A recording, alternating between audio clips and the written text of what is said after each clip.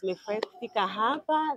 Kwa majina naitwa Emirose Rugumamo, ni mkuu wa mawasiliano na ushirikiano pale Mo Dewji Foundation, na tumefurahi sana kuweza kufika hapa na ndugu zetu wa Simba Sports Club kutembelea kituo hichi cha watoto yatima cha Baba Oreste na watu wenye mahitaji maalum. Tunaamini kwamba tumejikita actually kwenye jitihada za kijamii katika maeneo ya afya, elimu, lakini pia kuboresha maisha ya Watanzania kwa ujumla. Kwa hiyo sisi tunakata cross Muislamu, Mkristo, unavaa timu gani, we are here for kila Mtanzania, na tumefurahi sana kuwepo mahali hapa.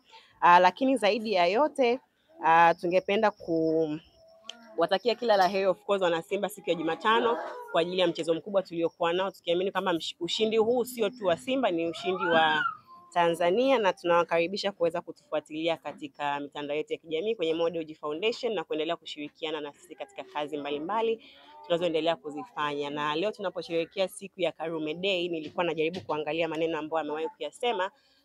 Hayati alisema kwamba mnapokaa kuongea kati yenu hakikisheni mnaongelea umoja.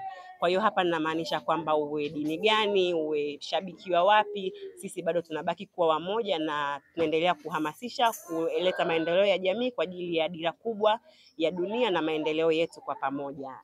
Hizo ni salamu kutoka Mo Dewji Foundation, naomba kuwasilisha. Asante.